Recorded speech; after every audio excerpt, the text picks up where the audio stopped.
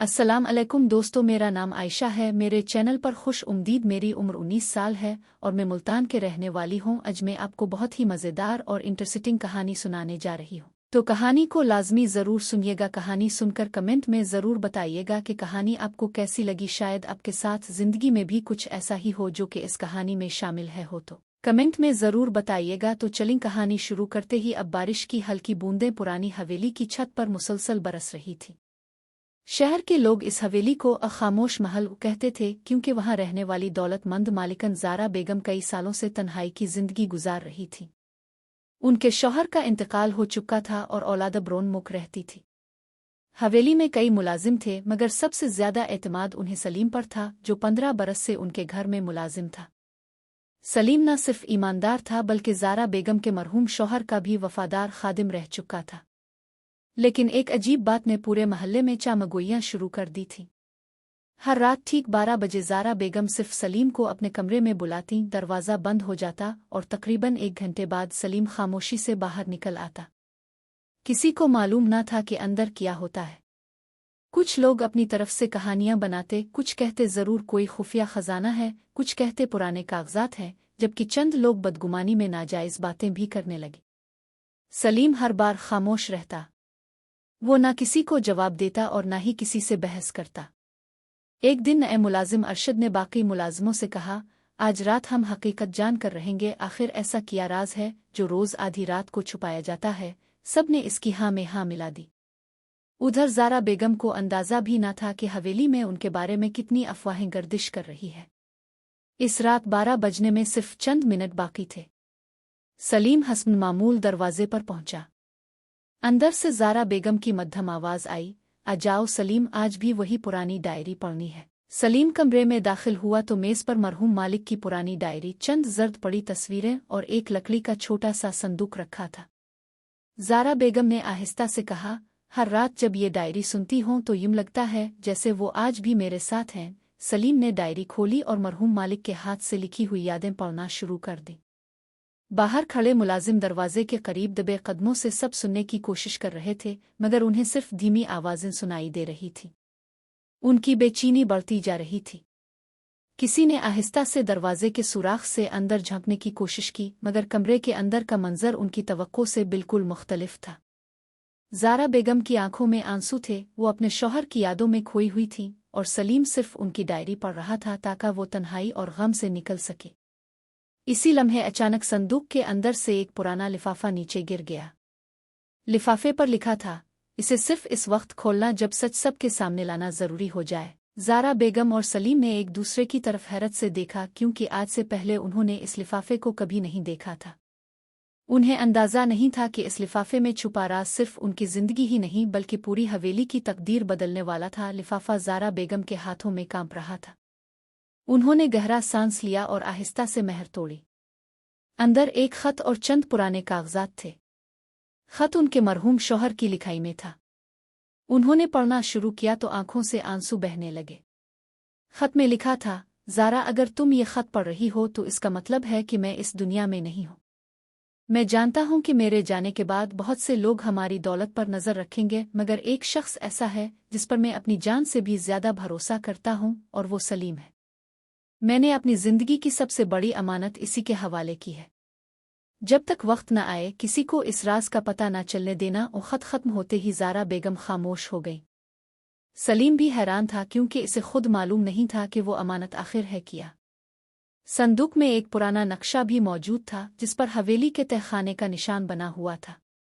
दोनों ने फैसला किया कि सुबह होने से पहले इस राज को देखना जरूरी है।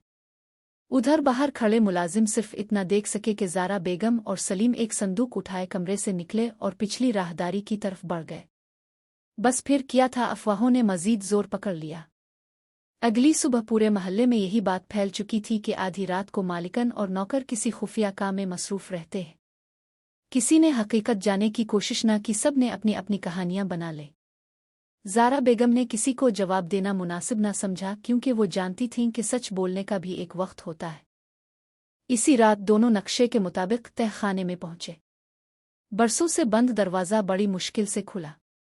अंदर गर्द से अटी हुई अलमारियां, पुराने संदूक और दीवार पर लगी मरहूम मालिक की तस्वीर मौजूद थी। एक कोने में लोहे की मजबूत अलमारी खड़ी थी जिसकी चाबी इसी लिफाफे में रखी हुई थी। जब अलमारी खोली गई तो इसमें सोने जेवरात के बजाय दर्जनों फाइलें, जमीनों के असल कागजात, यतीम खाने के रजिस्टर और गरीब खानदानों की फहरिस्तें रखी थीं।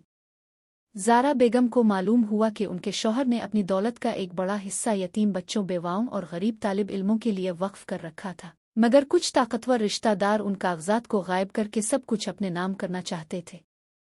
इसीलिए ये राज बरसों से छुपा कर रखा गया था। सलीम ने फौरन कहा, बेगम साहिबा, अब समझ आया कि मालिक ने मुझे खामोश रहने की किस्म क्यों दी थी। ज़ारा बेगम ने आसमान की तरफ देखा और दिल में अहद किया कि वो अपने शौहर की आखिरी ख्वाहिश हर कीमत पर पूरी करेंगी।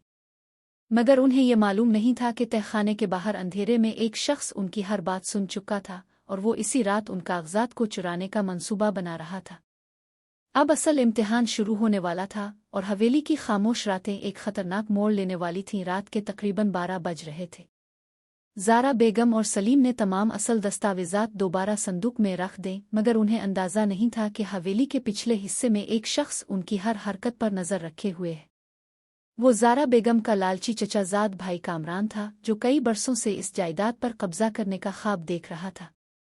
जैसे ही ज़ारा बेगम और सलीम तहखाने से निकले, कामरान अपने 2 साथियों के साथ अंदर घुस आया और कागजात चुराने की कोशिश की, लेकिन मरहूम मालिक ने पहले ही हिफाजती इंतजामात कर रखे थे।